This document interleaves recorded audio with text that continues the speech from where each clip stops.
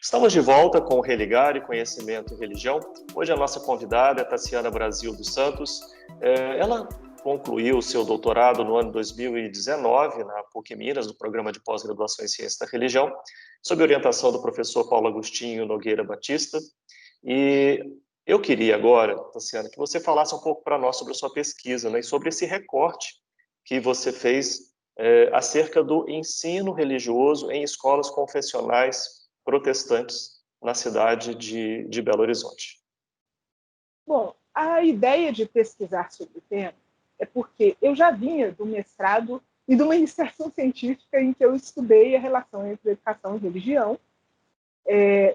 Tanto no mestrado quanto na iniciação, eu falei sobre a questão dos batistas, porque tanto lá nos Estados Unidos quanto os missionários que vieram aqui para o Brasil, eles tinham uma visão não apenas religiosa da religião deles, eles tinham também uma visão política. E essa visão política, ela incluía temas como, por exemplo, o voto, a democracia, a laicidade. Então, isso tudo foi aparecendo, e aí no doutorado eu resolvi estudar como que essas ideias influenciaram as práticas de ensino religioso desses grupos. Outro dia mesmo, o telespectador vai se lembrar ou vai poder procurar no nosso canal no YouTube o Religare com o Jair Leal. Ele também pesquisou sobre o tema dos batistas em Minas Gerais, sobre a constituição da identidade batista em Minas Gerais. Ele trouxe também uma questão relacionada ao investimento da Igreja Batista na questão educacional. O que você poderia... Bom, você também fez na sua pesquisa sobre... incluiu a pesquisa sobre o Colégio Metodista, não? Isabella Hendricks. O que você... Vamos começar pelos batistas. O que você acrescentaria sobre essa questão educacional? Sobre os batistas, a gente percebe nas práticas dele, tanto no passado quanto hoje, uma ênfase muito grande em que o aluno consiga viver bem em um ambiente democrático. E não só de aceitar o ambiente, mas também de saber se portar ativamente nesse ambiente. Então, nós vemos, por exemplo, pegando numa perspectiva histórica, em 1920, que é a fundação do Colégio Batista, nós vemos alunos tendo aula de oratória, tendo discussões para eles apresentarem ideias em público, para que eles tivessem influência na fala e para que, quando eles fossem adultos e estivessem em uma situação, eles soubessem apresentar melhor as suas ideias do que os demais.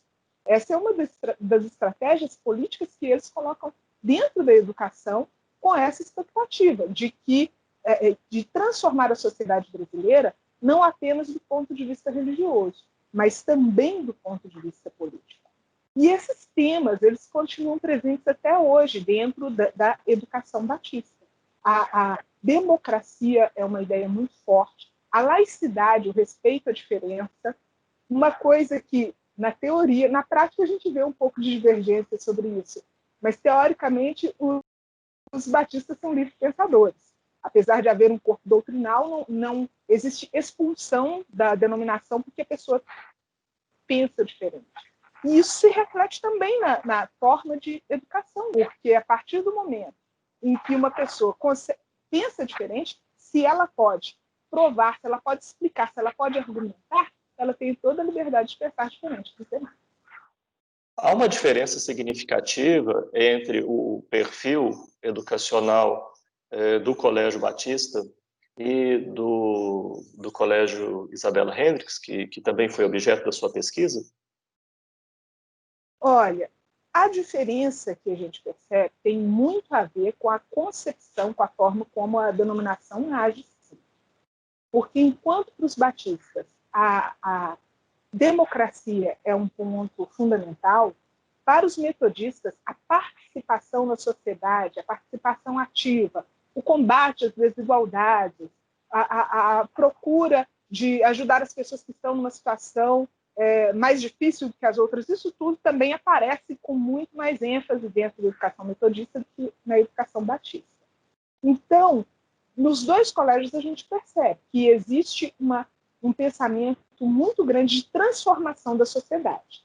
É claro que assim, tem semelhanças e tem diferenças, são igrejas que têm uma origem histórica muito parecida, mas que isso traz muitas semelhanças, mas que também possuem diferenças significativas. Há uma questão que faz parte desse debate, não é, Tassiana? Que é a diferença entre confessionalidade e confessionalismo. Você pode ajudar a gente a entender essa diferença, essa distinção? Sim, confessionalidade é uma coisa que é própria de toda religião. São características, seu pensamento, a forma de agir, a forma de estar no mundo, que é característica de uma confissão religiosa.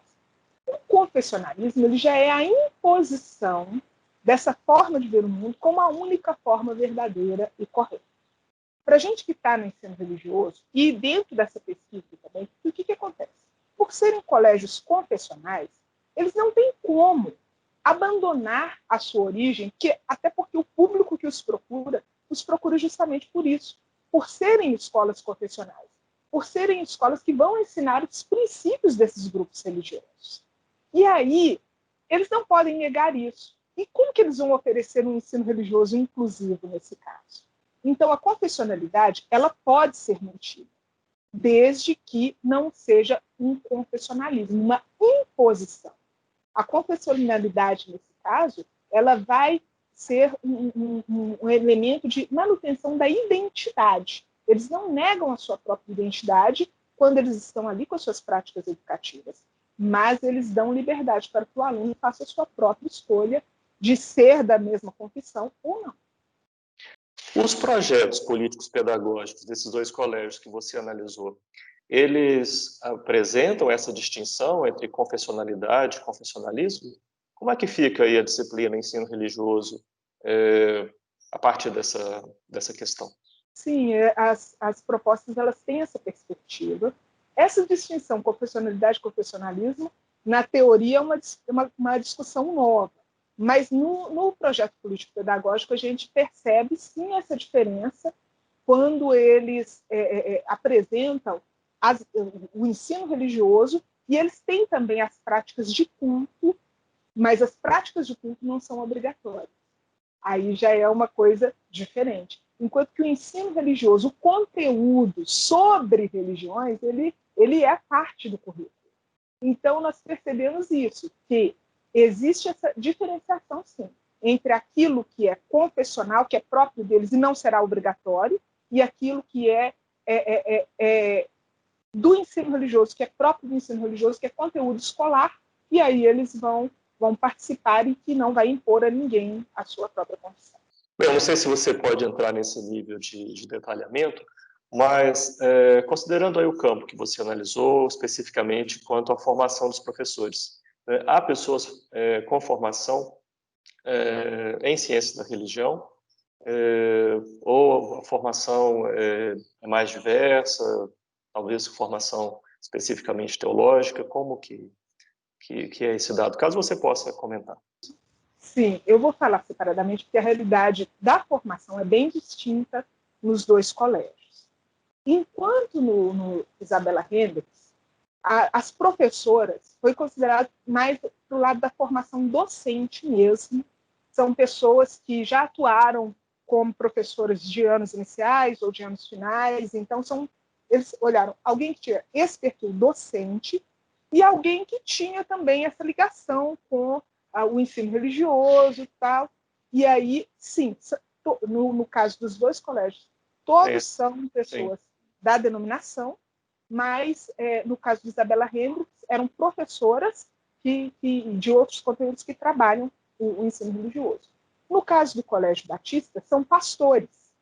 É um dos pré-requisitos. A maioria lá tem formação em teologia, muitos têm especialização em ciências da religião, ou mesmo dentro da teologia, mas fizeram pesquisas que têm alguma ligação com as ciências da religião. Então, em questão de formação docente, a realidade é essa. A gente percebe uma preocupação da parte deles com a questão da diversidade, até porque eles não atendem apenas alunos da denominação. Tem muitos alunos que procuram pelo nome do colégio, pela fama e tudo. Mas eles têm também esses alunos confessionais. Então, tem que ter um equilíbrio aí para não causar nenhum problema. Bem, eu vejo muito a sua atuação, a sua participação, né, nesse campo, também no grupo de pesquisa liderado pelos colegas, né, o professor Paulo Agostinho, a professora Gisele Siqueira. Como é que você vê, né, o futuro, né, do ensino religioso? Eu vejo com muita esperança, acredito que a BNCC foi um passo fundamental e acredito sim que o ensino religioso tende a se tornar cada vez mais amplo, mais laico e melhor praticado nas escolas. Muito obrigado, Tassiana, pela sua participação, pelas suas contribuições aqui no programa Religare de hoje. O Religare é um projeto de extensão do Programa de Pós-Graduação em Ciências da Religião da PUC Minas. Você pode conhecer as nossas atividades, os nossos cursos, acessando a nossa página na internet.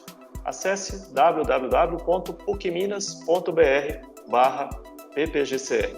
O Religare de hoje fica por aqui, mas voltamos na próxima semana. Um abraço muito cordial e até o próximo Religare Conhecimento Religioso.